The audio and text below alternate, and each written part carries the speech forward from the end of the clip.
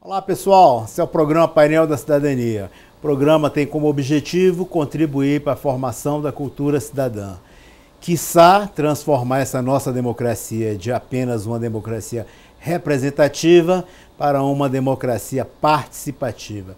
A participação de todos é um bem comum para todo o nosso estado, para todo o nosso Brasil.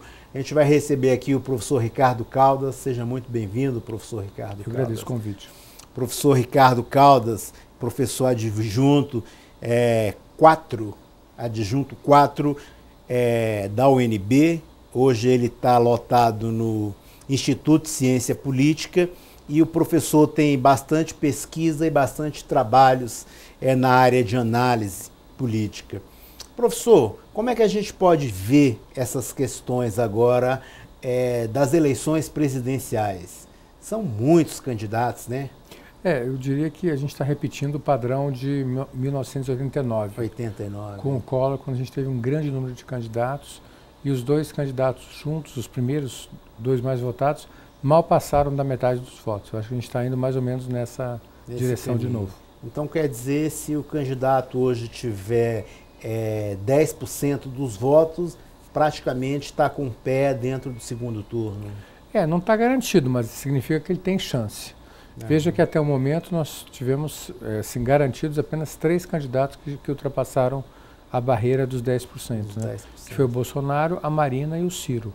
Uhum. O Alckmin estava abaixo dos 10%, o próprio Haddad também abaixo dos 10%. Uhum. Né? Agora, o Lula já é um caso diferente, ele realmente ultrapassou a barreira dos 20%, mas ele tem alguns desafios para serem superados ainda. Agora me diga uma coisa, essa questão da candidatura do Lula, o registro. Hoje, dia 15 de agosto de 2018, o PT está querendo registrar a candidatura do Lula. E como é que fica isso? O que representa o registro da candidatura do Lula nesse momento?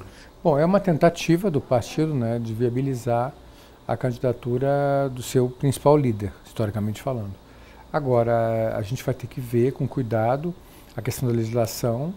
Eu não sou jurista, mas eu entendo que já está bem caracterizada a existência de uma violação da lei da ficha limpa, no caso dele, especificamente. Isso. Mas será que haverá tempo hábil para que a Justiça Eleitoral julgue se o registro da candidatura dele é possível, passível, a tempo de começar a propaganda eleitoral na TV? Porque dia 31 de agosto, praticamente daqui a 15 dias, vai começar a propaganda eleitoral na televisão, a propaganda gratuita. Amanhã já começa aí na internet a propaganda, as pessoas pedirem voto.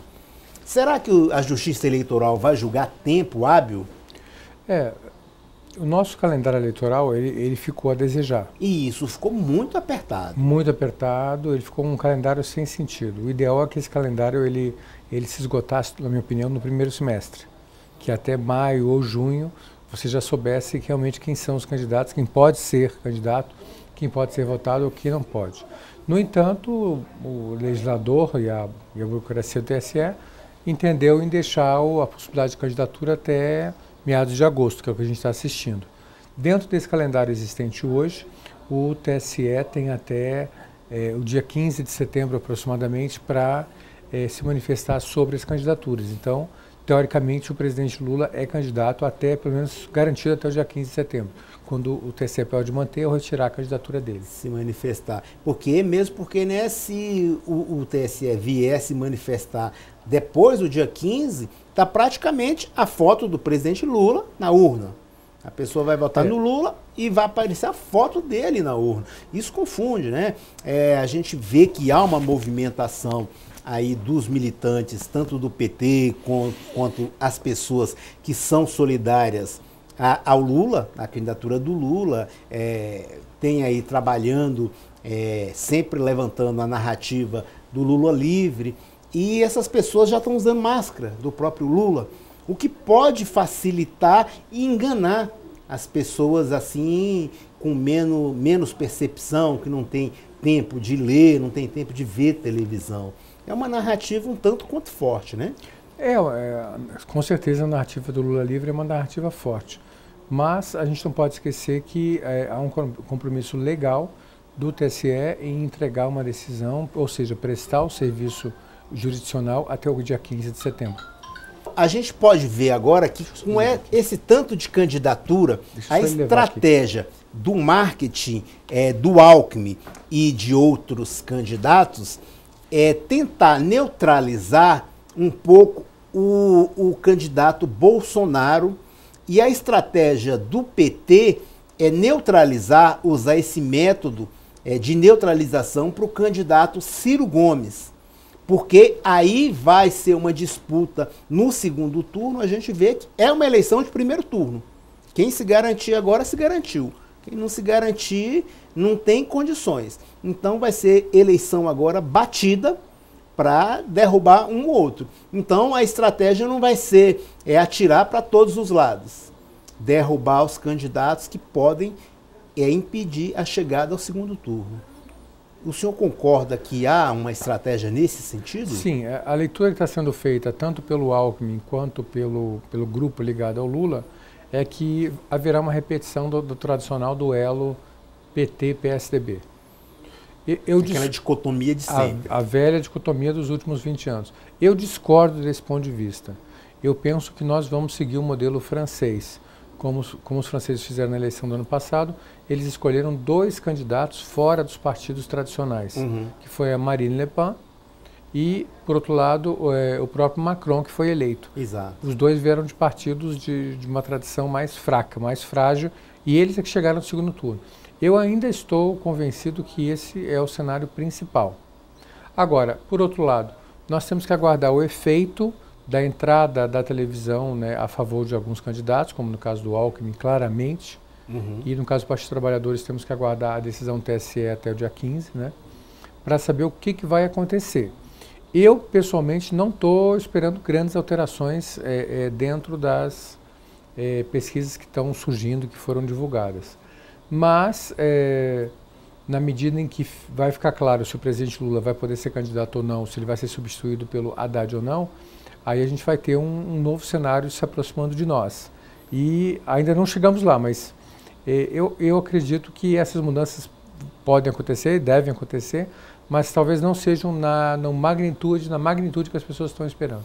A gente vê também que as pesquisas, elas estão assim, um tanto quanto mostrando que o Lula, em primeiro lugar, tira o Lula, o Haddad não chega aos 2 primeiros lugares. O Haddad colado no Lula mostra um efeito mais próximo, né? Exatamente. Ele fica mais próximo. Portanto, essa narrativa, porque o PT em si, o Haddad tem muito material.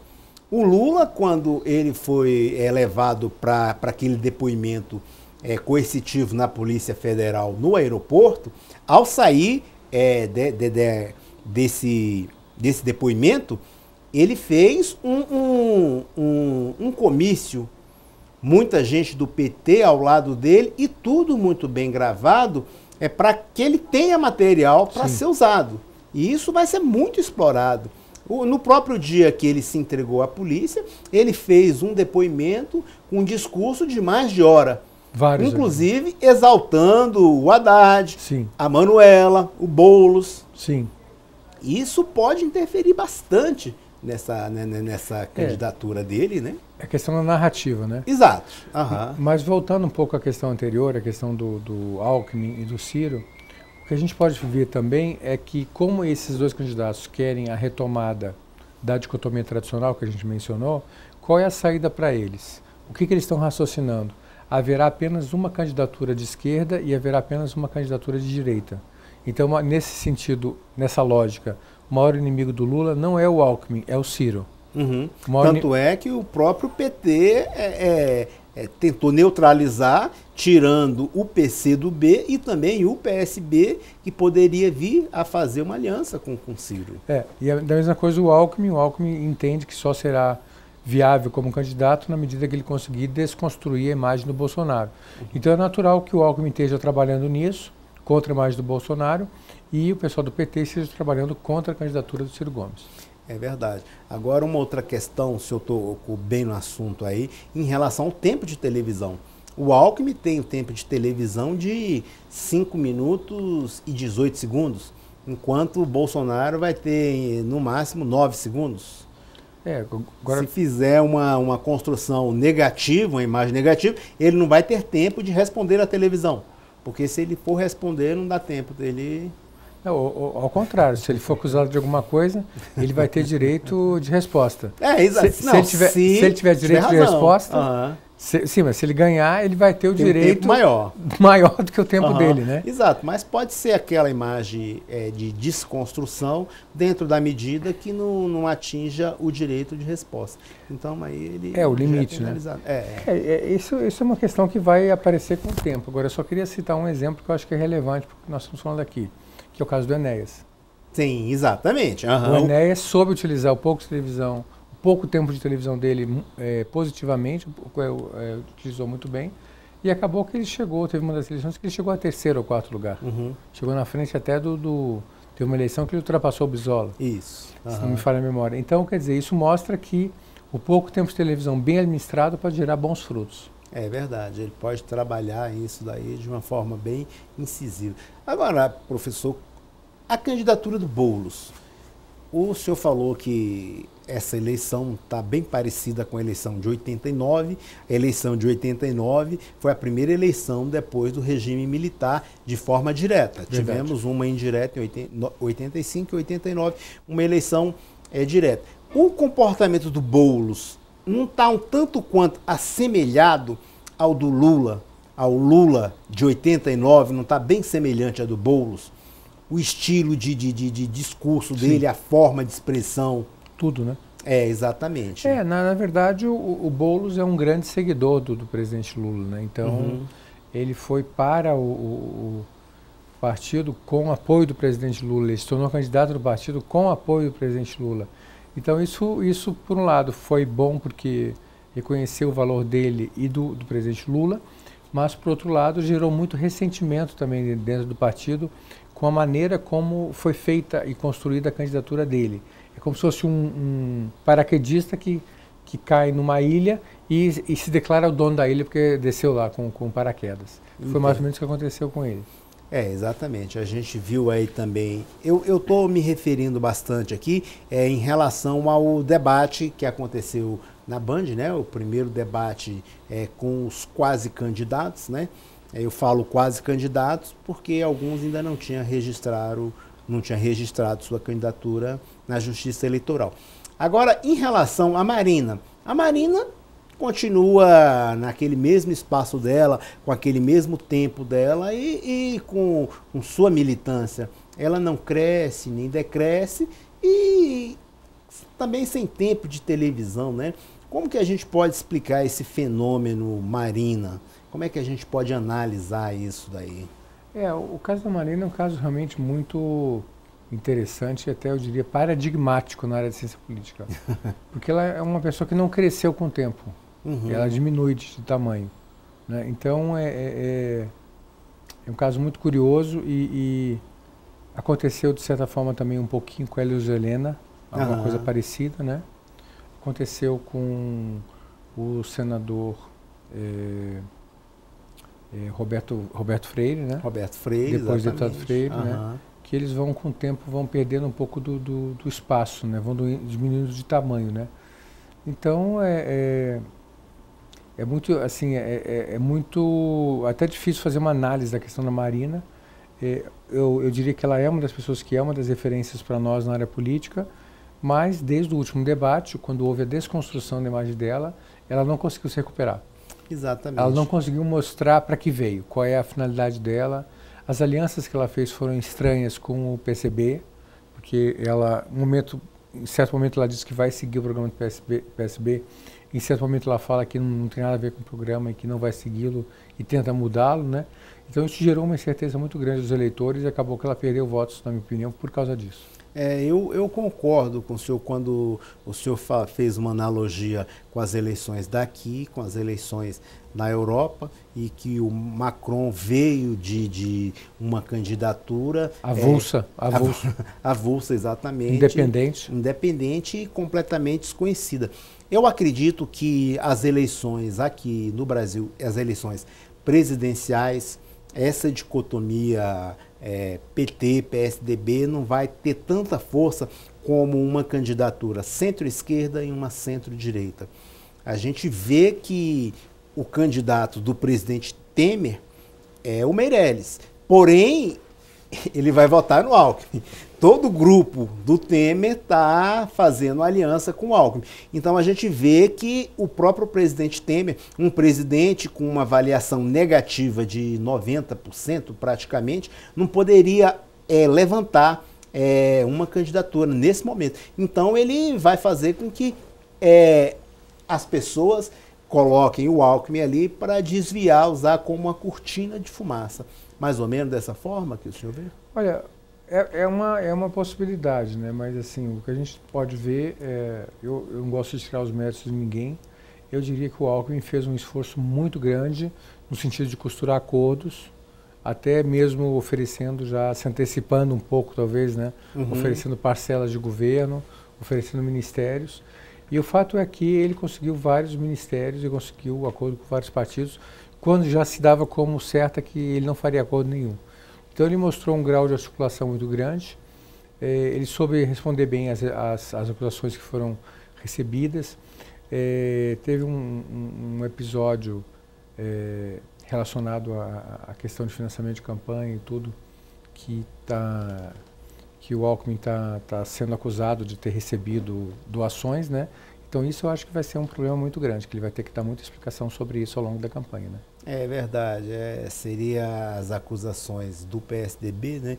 Tem até diversas pessoas ligadas ao PSB e diretamente também ligadas ao governo de São Paulo, envolvidas e sendo investigadas, né? Isso. Mas a gente vai aguardar para que a justiça dê seu parecer. Sim, né? No momento é apenas uma hipótese. É uma hipótese, né? Foi levantada uma acusação contra a sua equipe de governo, né? Então ele tem um secretário que está envolvido, o Paulo Preto já chegou a ser preso. Isso. Tal, mas assim, não recaiu nada contra ele ainda. Mas eu tenho a impressão que isso vai surgir na sua campanha. Não, vai ser explorado. Vai ser explorado. Agora, não há dúvida que ele tem o mérito de ter conseguido fazer esse grande acordo com o Centrão. Não, exato. Isso é inegável. Não, exato. O poder de articulação dele ali foi muito importante. Agora, por outro lado, a crítica que pode ser feita é que já teve ali implicitamente um pré-loteamento do governo, né? Ah, sem dúvida. Que cada partido ali envolvido dentro do Centrão já colocou o seu critério para fazer parte do acordo. Exatamente. Agora, um outro candidato, o candidato do Partido Novo. O senhor vê uma possibilidade de crescimento ou apenas eles estão querendo demarcar território e mostrar que o Novo veio com uma proposta diferente, com a possibilidade de um governo mais liberal, de um Estado mínimo e de fortalecimento de PPP e, principalmente, o mercado do empreendedorismo? Eu penso que o candidato do Novo no plano local tem mais chances do que o do plano federal. No plano federal, trata-se de uma pessoa ligada ao sistema financeiro, um banqueiro, né? Exato. Declarou um patrimônio de mais de 100 milhões de dólares, quase 150 milhões de dólares. Eu acho difícil ele convencer as pessoas que a causa dele é a causa do povo, né? Até porque ele foi beneficiário de um sistema financeiro em funcionamento. Exatamente. Eu penso que o Partido Novo está ainda plantando as sementes para colher lá na frente. Eu acho que ainda não é o tempo dele. Eu acho que a candidatura do presidente, né, do Amoedo, é uma candidatura ainda um pouco frágil, um pouco incipiente. Ela precisa ainda maturar. E eu penso que isso só vai acontecer no mínimo daqui a 4 anos. Então, a gente tem muito tempo pela frente ainda. Ainda não é o tempo deles, na minha opinião. É verdade. A gente viu, professor, que o que houve bastante aí, porque veja bem, aquela mini reforma que houve em 2015, ela reduziu o tempo de campanha, né? De 90 dias para apenas 45, reduziu o tempo de TV, de rádio, o tempo da propaganda gratuita, mas no mesmo momento, aquela mesma mini reforma, ela criou o Instituto da Pré-Campanha. Essa pré-campanha foi bem explorada nas redes sociais. Sim. E quem explorou bastante essa postura nas redes sociais foi o candidato Bolsonaro, e por isso que ele ganhou assim uma adesão de militantes gratuitos, devido à posição forte dele e falando que o povo gostaria de ouvir, está cansado de certo tipo de insegurança. Sim. Agora, essa eleição de 2018, as redes sociais vai ter um papel decisivo? Sim. Na minha opinião, essa eleição desse ano ela é completamente atípica, porque, como foi dito, né, houve um aumento do período de pré-campanha e uma diminuição do período de campanha oficial, né, de 90 para 45 dias. Só que, como os critérios da pré-campanha são muito frouxos, são muito flexíveis, então os principais candidatos que puderam, eles já fizeram campanha nas mídias se apresentando como pré-candidato. Ora, todo mundo sabe no Brasil que o pré-candidato é o candidato. Verdade. Então, isso acabou que foi positivo para os candidatos dos chamados partidos nanicos. Isso. O PV, no caso aliado da Marina, né? A Rede, o próprio PSD, né? E agora, no caso do Brasil, o PSOL também. O PSOL em menor escala, né? E o Bolsonaro no nível nacional, a Marina no nível nacional, e localmente outros pequenos partidos, né? Então, com isso, essas mídias favoreceram os partidos que vamos chamar dos partidos nanicos, vamos chamá-los assim. Então, eles tiveram, na verdade, uma campanha praticamente gratuita pelas mídias sociais. Exato. É por isso que eu acho que nesse período de campanha que a gente vai assistir agora, de 45 dias, ele não vai ser suficiente para catapultar um candidato que está com 0, 1 ou 2 e torná-lo favorito, porque o período é muito curto. É verdade. Então, não sei, o tempo vai dizer, né? Mas eu acredito que não vai haver assim, mudanças substanciais no ranking dos candidatos até setembro. É verdade. Agora, professor, um candidato que despertou bastante comentários nas redes sociais, principalmente no Twitter, foi o candidato do Patriota, o cabo do Corpo de Bombeiros, Sim. Cabo Dalciolo. Ele até falou algumas coisas assim que inimagináveis de uma pessoa usar a falar no debate de candidatos à presidência. O que o senhor percebeu dele ali? Será que ele quer demarcar um território junto ao eleitorado específico dele, principalmente o público evangélico radical? Não sei, há muitas teorias sobre a participação dele, né? No início, algumas pessoas falaram que o objetivo da participação dele era catapultar o Bolsonaro. Aí o presidente do partido dele deu uma entrevista dizendo o oposto, que o objetivo dele era diminuir o Bolsonaro.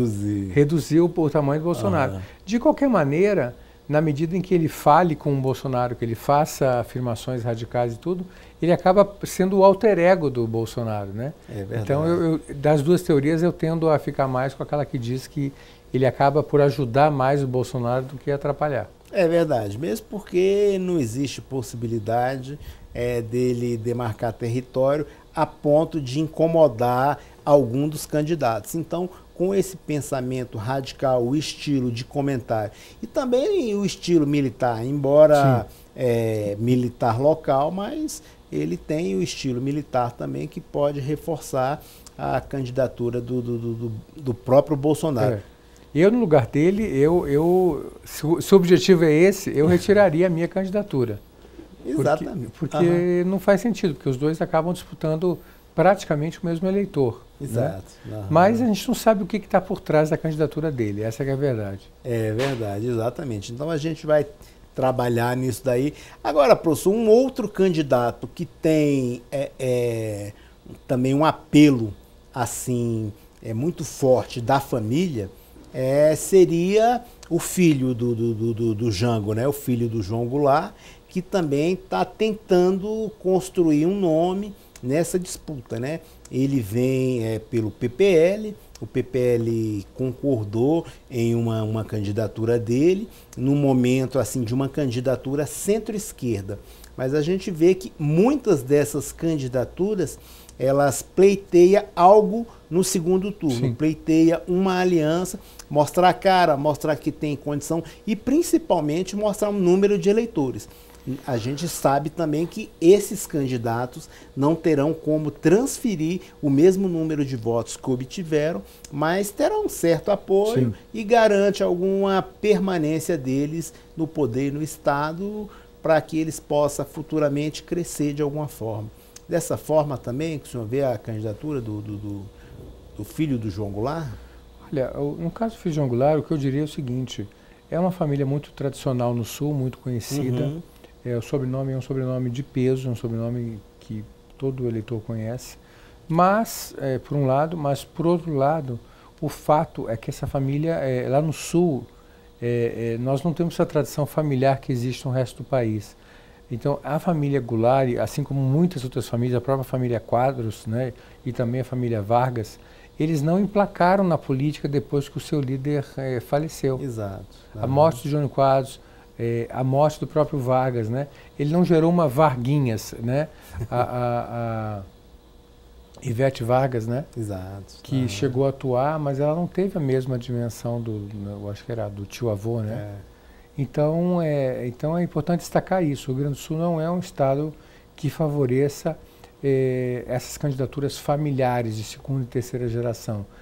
Se você vai se candidatar, apresente as coisas que você fez pelo seu mérito. Uhum. Sem citar família, pai, mãe, ou irmão ou irmã. O próprio Roriz aqui no Distrito Federal, a gente vê que não conseguiu. Bem, pessoal, a gente vai fazer um intervalo aqui, 2 minutos, e a gente volta aqui com o professor Caldas, fazendo uma análise, um debate aqui, um bate-papo sobre as eleições presidenciais, as eleições locais. 2 minutinhos, aguarda aí.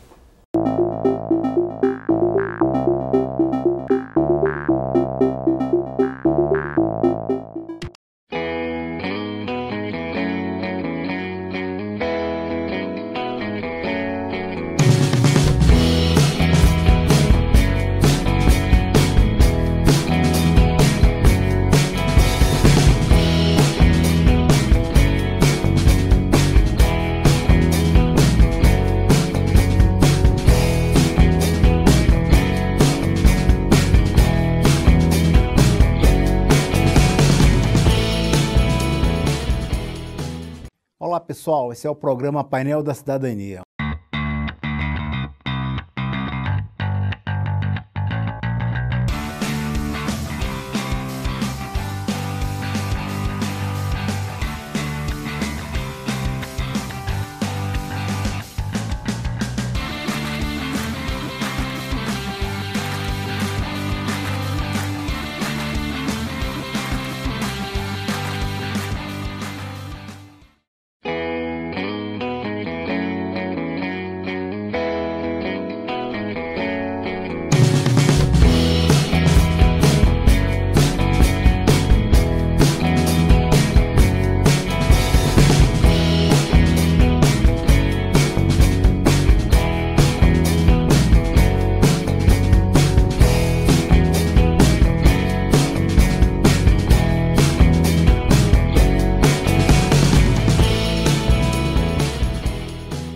Olá pessoal, esse é o programa Painel da Cidadania.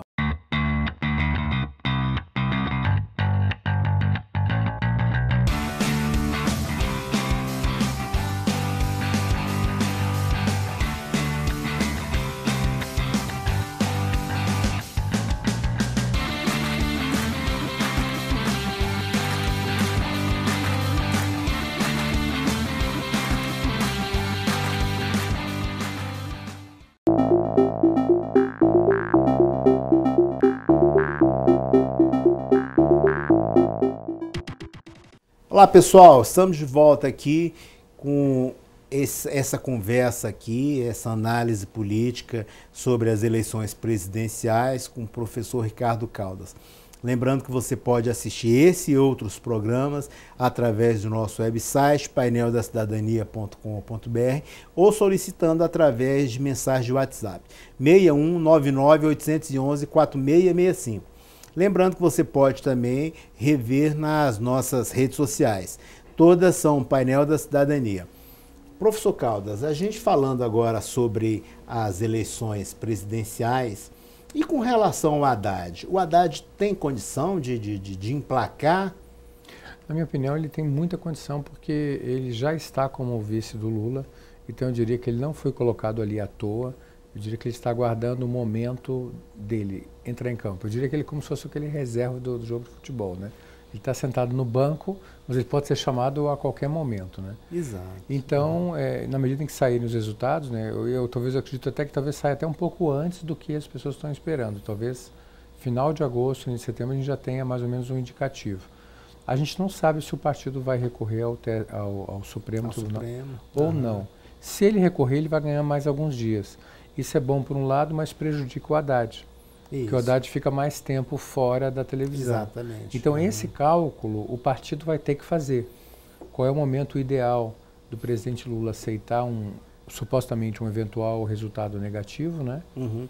E qual é o momento que o Haddad vai justamente entrar em campo. Lembrando que o Haddad está com entre 3% e 4% das intenções de votos quando ele aparece como um candidato individual, em voo solo. A partir do momento que ele é apresentado como candidato do presidente Lula, aí a situação muda. Aí ele sai dos 3, 4, 5% e vai logo lá para 9, 10%. Como é uma eleição, como a gente mencionava, não é uma eleição apertada com muitos candidatos, 1 ponto percentual, meio ponto percentual, pode significar a diferença de você ir para o segundo turno ou não. Uhum. Exatamente. Ele colado na Manuela, a Manuela também tem assim uma admiração, principalmente da esquerda, né? Inclusive, ontem teve um debate aqui, organizado pelo SBT e um grupo de empresários, e o único candidato que se importou com a participação do Haddad no debate foi o Ciro Gomes. Ele disse que queria o Ciro Gomes. Não, o Ciro Gomes não queria que o Haddad participasse pelo contrário, debate. Desculpe, Exatamente. O Alckmin, o Meirelles foram indiferentes com a participação do Haddad. Agora o Ciro Gomes se importou muito, porque é uma questão de espaço. Sobrevivência, exatamente. Principalmente no Nordeste. Sim. Porque o Lula é grande no Nordeste e o Ciro Gomes também tem um grande espaço. Já foi prefeito, já foi governador do estado de Ceará. E ministro. Mas eu diria que nesse caso não é tanto essa questão do Nordeste. Eu colocaria de uma outra forma. Eu concordo que ela existe. Mas eu diria que a questão é o seguinte, aquilo que nós conversamos. O Haddad é o concorrente direto do Ciro Gomes. Isso, exatamente. Não há espaço para os dois. Não há espaço, exatamente. Isso é fato. Eles não sobrevivem. Não. Ou um ou outro, ali não tem exatamente. jeito. Mesmo porque o Haddad, embora no PT, mas ele não é um candidato do PT. O Haddad é mais moderado, ele seria assim de uma linha dos candidatos do PT, semelhante ao Márcio Postman, e outros candidatos com o estilo do Haddad. Ele foi ministro da Educação durante muito tempo, foi prefeito de São Paulo, mas com o estilo de administrar um pouco diferente do estilo mais radical, mais incisivo do próprio PT. Com certeza, e a gente não pode esquecer que o Haddad é o candidato do presidente Lula. Isso, exatamente. Então o Lula vai tentar transferir, que essa que é uma questão interessante na área de ciência política, o candidato Lula vai tentar transferir para o Haddad o máximo de votos que ele puder. Quantos são esses votos? Nós não sabemos. O que a gente estima em ciência política é que deva ser alguma coisa entre 40% e 60%. Exato. Sendo realista, alguma coisa em torno de 50%. Eu penso dessa forma. Né? Então, que essa transferência vai ser... É nessa faixa. média. Pode ser um pouco mais, um pouco menos, mas é em torno disso. Não é nem 100%, mas também não é zero. Então, provavelmente, alguma coisa entre 40% e 60%. Mas, aí voltamos ao ponto inicial, a questão toda é o tempo. Porque o tempo está acabando. Exatamente. Então, quanto mais tempo você deixar o presidente Lula como candidato, menos tempo você terá para o Haddad. O Haddad, para apresentar o Haddad. O Haddad. Exatamente. E justificar por que é o Haddad e não é o Lula. Perfeitamente. Então essa que é a questão, esse timing só é o partido que vai poder dizer. E como seria essa estratégia? Porque uma coisa é o Lula chegar assim de frente para uma câmera e falar: o meu candidato é o Haddad, ele está aqui ao meu lado, gostaria que vocês trabalhassem com ele. E outra coisa é um marketing que não tem o Lula falando desta forma. Aí seria que ser um marketing muito diferenciado, muito colocado, principalmente para os eleitores do Lula, que é aquela camada mais pobre, aquelas pessoas principalmente do Norte e do Nordeste. Sim. Assim, a informação que eu tenho é que esse material, na verdade, ele já existe. Que o presidente Lula já teria feito um vídeo dizendo que o candidato dele é o Haddad. Ele já fez um vídeo dizendo que o candidato dele é a Manuela e que o candidato dele é o Jacques Wagner, né? Jacques Wagner já desistiu que não tem interesse nenhum. Está praticamente eleito. Sim, mas o vídeo existe. Exato. Tá? Então, no caso de falta do Haddad, não haveria problema nenhum em convocar o Jacques Wagner, porque já existe o vídeo. Então o presidente teria feito já o vídeo com cada um deles. Plano A, B, C, D. Plano A, B, C e D. Agora, no caso do Jacques Wagner, ele já deixou claro que ele não tem interesse nenhum. Exato. Até porque ele está com uma eleição para o Senado, praticamente ganha. Praticamente ganha. E eu acho que já foi confirmado, se não me falha a memória, em convenção, a candidatura dele ao Senado. Exatamente. Inclusive a senadora Lídice da Mata, que seria a candidata do Lula, retirou sua candidatura ao Senado em benefício da chapa do próprio governador da Bahia, que é Rui Costa, e os candidatos dele ao Senado seria Ângelo Coronel, que é do PSD, e Jacques Wagner. O Lula optava por ser Jacques Wagner e Lídice da Mata. Mas para que o Otto fez essa articulação, o senador Otto Alencar fez essa articulação para permanecer o Ângelo Coronel, porque o filho do candidato Otto Alencar é candidato a deputado federal e entraria em confronto na mesma base, com a mesma base do candidato Ângelo Coronel. Então, o Ângelo Coronel vai ao Senado e tirou o espaço da senadora Lídice da Mata, que vem como candidata a deputada federal. O que, por um lado, é ruim, mas, por outro lado, também é bom. Sem dúvida. Porque ela tem uma eleição mais tranquila e tal, então é menos pressão. Jacques Wagner também vai ter uma eleição, eu acredito que tranquila para o Senado. E então, quer dizer, com isso as coisas se organizaram lá. Então não existe mais um plano B ou C Jacques Wagner. Então ficou realmente nas mãos do Haddad. Outro cenário seria com a Gleice Hoffmann, mas eu não... E a Gleice não tem uma aceitação do público também, assim, ela não é cativada pela população, não tem uma simpatia. Eu diria que a defesa que ela fez da presidente Dilma, sem entrar no mérito, acabou gerando um desgaste muito grande lá no Senado. Né? Então, aparentemente, ela vai mesmo para deputada federal, até onde eu tive essa informação. Né? Exatamente. Então, realmente, o plano B do Partido dos Trabalhadores parece que é o Haddad. Eu concordo que ele é uma pessoa mais flexível. Ele não é uma pessoa benquista, até por alguns grupos do próprio partido. Dentro do PT, há resistências ao nome dele. Eles acham que ele tem luz própria demais. Isso não é qualidade no partido, né? Pessoa que tem uma linha própria, pensamento próprio, não é bem-vindo, né? Assim como o caso do Suplicy em São Paulo, a mesma coisa. Né? Então, o Haddad sofre resistência. Esse ponto é muito importante e as pessoas não pararam para refletir sobre ele. Qual a porcentagem do partido que não fará campanha em caso do candidato Haddad, né, de Haddad vir assumir o local, o espaço do Lula. Então, como é que vai ficar essa equação dentro do partido? E a gente vai estar falando de quê? De 30 dias de campanha. Exatamente. Porque isso vai estar sendo decidido em meados de setembro. O partido vai ter menos de 30 dias para se reorganizar. Exatamente. Eu penso, na minha forma de ver, não tenho nenhum elemento disso, assim, para comprovar o que eu vou falar agora, mas eu penso que uma candidatura Haddad, nessas circunstâncias, fica muito prejudicada. Não, verdade.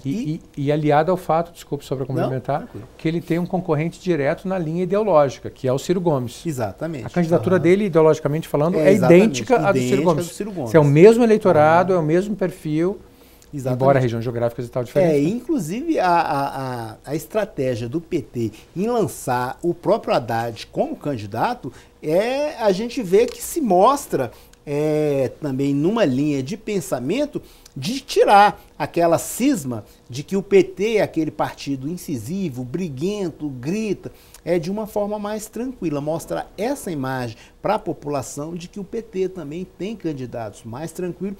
Tanto aqui no próprio Distrito Federal, o candidato a governador do PT é o Júlio Miragaia, nunca foi candidato e é de uma linha diferente, é pesquisador, mais pragmático. Mais pragmático, exatamente. Não é ligado à área sindical. Não é ligado à área sindical, exatamente. É ligado ao Conselho de Economia, né? Isso, exatamente, que mostra uma diferença nessa estratégia do PT. Então, a candidatura do Haddad representa isso daí com relação a esses outros candidatos do PT. Por isso que o PT não vai ter palanque dentro do próprio PT para o próprio candidato Haddad, especificamente para um determinado público. O Haddad vem, mas não vem como se viesse uma outra candidata, como a própria Gleice e como o próprio Jacques Wagner, que conversa com determinados nichos. Que é o núcleo duro do partido, vamos chamar assim. O núcleo duro do PT. Que o Haddad não faz parte. Não, faz parte. Ele vem como o candidato do presidente. Exatamente, como o candidato do presidente. Mas aí eu insisto na minha observação. Se é assim, se isso é fato, essa candidatura tinha que estar nas ruas desde janeiro e fevereiro. Concordo com o senhor, exatamente.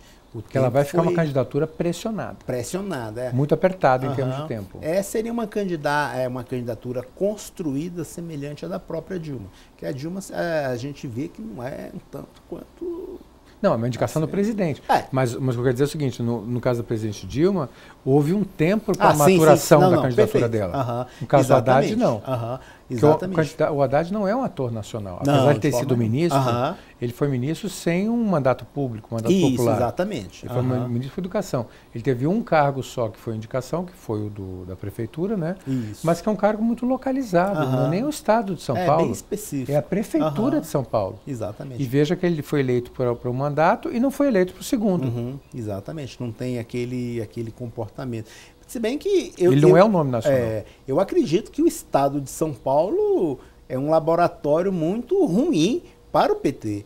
Há quantos anos o PT não ganha o estado de São Paulo para governar, né? Exatamente. O PT sempre teve mais êxito em prefeituras do que no governo estado de São Paulo, Isso. exatamente. E na prefeitura teve essa administração do Haddad, que não foi aquela expansiva que projetasse ele para uma candidatura nem no Estado. Nem no Estado. Quanto mais no país, né? Exatamente. Então eu acho eu penso que essa eleição para presidente é uma eleição diferente das outras. Sim. É uma eleição atípica. Sem dúvida. Excelente laboratório para nós, hein, professor? Exatamente. A gente vai ver realmente como é que cada partido e candidato, né, se posiciona. E uma coisa que eu acho que para mim vai ser, assim, pessoalmente vai ser muito gratificante, poder testar algumas hipóteses que eu tenho sobre a questão do poder da televisão. Isso. Que eu defendo que ele tem sido supervalorizado pelos cursos de ciência política e de comunicação. Sem dúvida.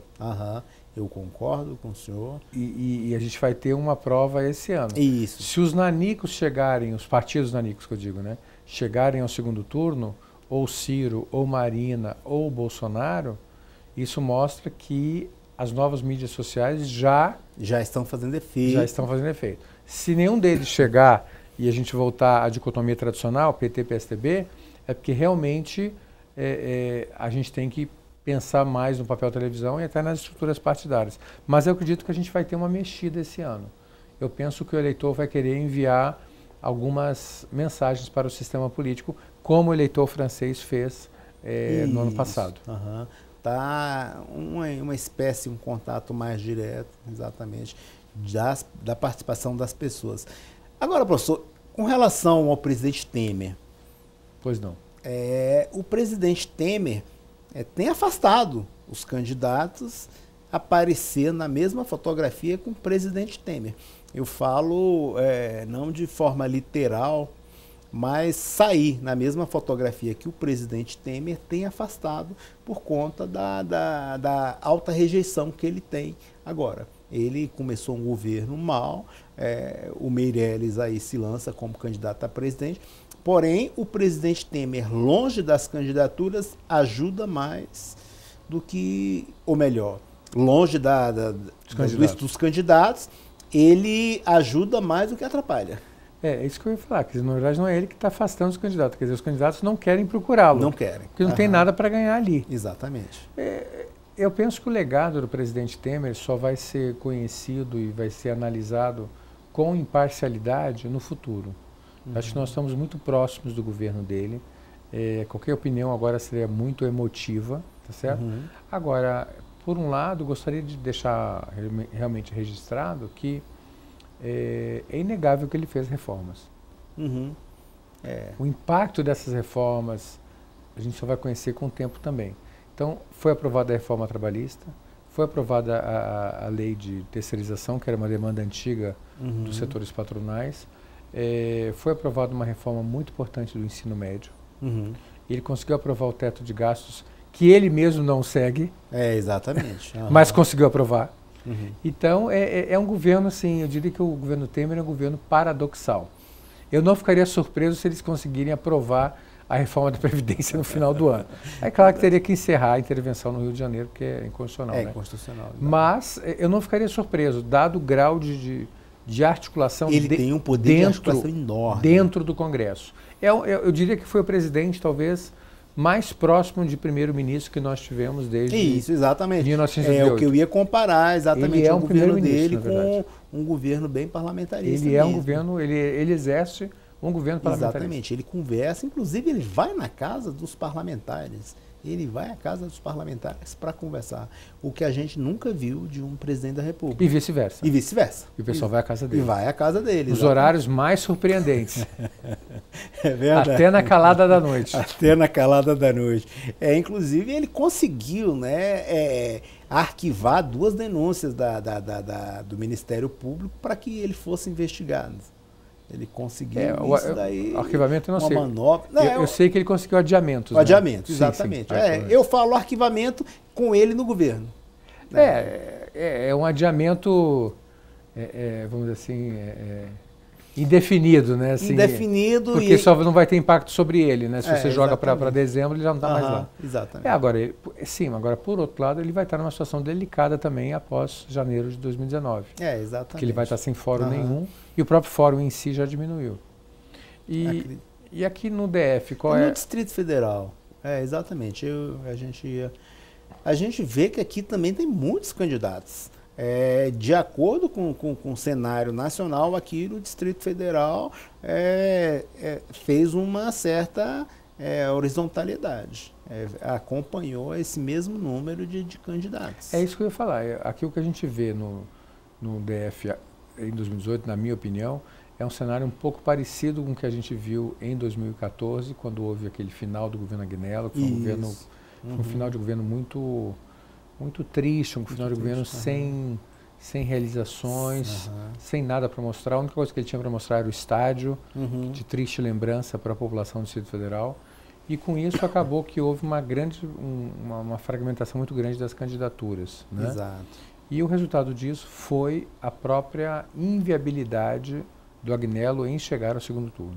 Exato. Então isso eu acho que é interessante para nós, como uma lição política e como fato histórico, mostrar que o eleitor do Distrito Federal é um eleitor muito cruel, ele é um eleitor muito... Exatamente. Ele tem uma memória muito boa. Ele faz o julgamento. Ele é diferente do eleitor nacional, então é importante, eu acho que, destacar isso. E como eu estou muito em contato, né, com alunos, com pessoas e tudo, né, em plateias, o que eu tenho ouvido é que o eleitor daqui, ele vem para as eleições desse ano realmente querendo ver sangue. Exatamente. Agora, querendo ver mudanças. Exatamente. Agora, esse número de candidatos aí, inclusive com oposição, com vários candidatos... A oposição também dividida. Isso vai favorecer o próprio governador. E o governador, querendo ou não, ele está na mídia, está na televisão e está com a máquina. É verdade. Agora, A gente não pode esquecer que o governador tem um índice de rejeição assim, recorde, né? Isso, exato. Ele está com índice de rejeição de 80%. Então, se isso é verdade, então sobra 20% dos eleitores dispostos a votar nele. Desses 20 que não o rejeitam, não é 100% que vota nele. Exatamente. Então, desses 20%, vamos dizer que a metade decida votar nele. Então, ele teria alguma coisa em torno de 10% de intenção de voto, que é mais ou menos o que tem aparecido nas pesquisas. Nas pesquisas, em torno de 10%. É um pouco acima, um pouco abaixo, mas em torno disso.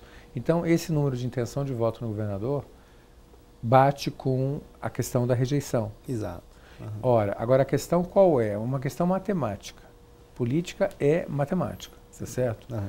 Então, resta saber se os candidatos de oposição vão ter um nível de intenção de voto superior ao governador. Então, o que acontece é essa fragmentação favorece a ida dele ao segundo turno. De uma maneira simplista, aparentemente sim, né? Imaginando que a oposição está dividida.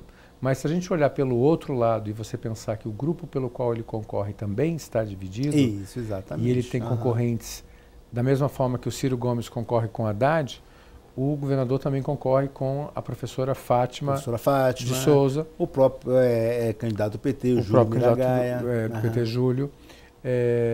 O candidato... Tem outras candidaturas menores do PSTU e tudo, né? Isso. Então, se a gente for considerar todas essas candidaturas na mesma linha do governador, isso já cria uma dificuldade. Não um impedimento, mas uma dificuldade. Então, o que seria o ideal para o governador? Que uma dessas candidaturas desistisse. Porque é o voto de centro-esquerda, que é o voto tradicional dele, iria para ele. Só que a partir do momento que você tem uma candidatura alternativa de centro-esquerda, seja a professora Fátima, seja qualquer um dos outros candidatos, o Júlio ou outro, aí a matemática começa a falar mais alto, ou seja, a gente está falando de divisão e não de soma. Então, esse princípio da divisão, da fragmentação, vale para a oposição e vale para o governo também. Tem que ver qual deles que vai predominar. Exatamente. E pegando o nicho das candidaturas militares, aqui a gente também tem um candidato militar, o general Chagas, tem um candidato liberal que representa o setor produtivo, o setor comercial do Distrito Federal, que é o Alexandre Guerra, que vem pelo Partido Novo. Exatamente. E todos esses candidatos em si divide esse número de votos. Da oposição. Da oposição. Sim. Exatamente. Por isso que eu digo, exatamente, tanto o governo quanto a oposição estão divididos. Exatamente. Agora, se ele conseguir ir para o segundo turno, ele com certeza trará esses partidos de esquerda e vai voltar aquela velha briga. Exatamente. Ele representa azuis versus vermelhos. Azuis versus vermelhos. No caso do governador seria o amarelo, né? Exatamente. Agora, Mas eu digo assim, mas é a esquerda versus a direita, nesse sentido. Ele representa um centro-esquerda, assim. Agora, laranja. Agora aqui a gente tem a candidatura da Eliana Pedrosa. Sim. E tem também os diabos que afastou o candidato Jofran Frejá, né? Exatamente. Isso daí, sendo bem explorado pelo departamento de marketing do próprio governador, pode beneficiá-lo, mas também pode jogá-lo diretamente na lona. Porque se ele for nessa linha, que é uma possibilidade, ele vai ter que também vir, né, à frente para explicar coisas que aconteceram no governo dele, a questão do DF-Trans. Exato. Agora houve uma outra denúncia recente em algumas administrações regionais, né? Isso, exato. Que bem ou mal, por mais que ele diga que não é ele, são pessoas que cabe a ele indicar. Exatamente. Então, essa área eu diria que não faltam acusações, né? Não, questões que podem ser trazidas pelos dois lados, né? Agora, talvez, se a gente olhar assim do ponto de vista histórico, eu estou só pensando alto, também não estou falando isso com base em nada. Mas talvez um dos maiores desafios do governador tenha sido a questão do racionamento de água. Verdade. Não sabemos qual vai ser o peso disso na eleição. Essa seria uma pesquisa interessante para ser feita, né? Até que ponto o racionamento que aconteceu no passado pode impactar o voto, vamos chamar, entre aspas, no presente, né? É verdade.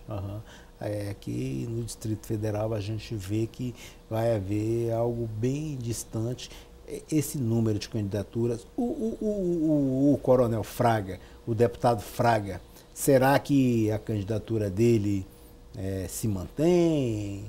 Ou se hoje vai para trás? A informação que eu tive do deputado, sobre a candidatura do deputado Fraga, é que ela era uma candidatura para valer. Uhum. Então, eu sei, a informação que eu tenho, é que é um sonho dele antigo ser candidato a governador, e que ele não esconde para ninguém que ele só aceitou abrir mão da candidatura dele em favor do Geoffrey Frejá, porque havia um acordo entre eles, que aquele que tivesse com o melhor número nas pesquisas ficaria, e aquele que tivesse com a menor situação, no menor número de intenções de voto, abriria mão. E foi por isso que ele abriu mão para o Geoffrey Frejá. Saindo do Geoffrey Frejá, o campo fica livre realmente para o deputado Fraga. Eu acho difícil que ele abra mão da candidatura dele. Mas a gente vai saber disso até amanhã, né? Exatamente. E me diga uma coisa, professor.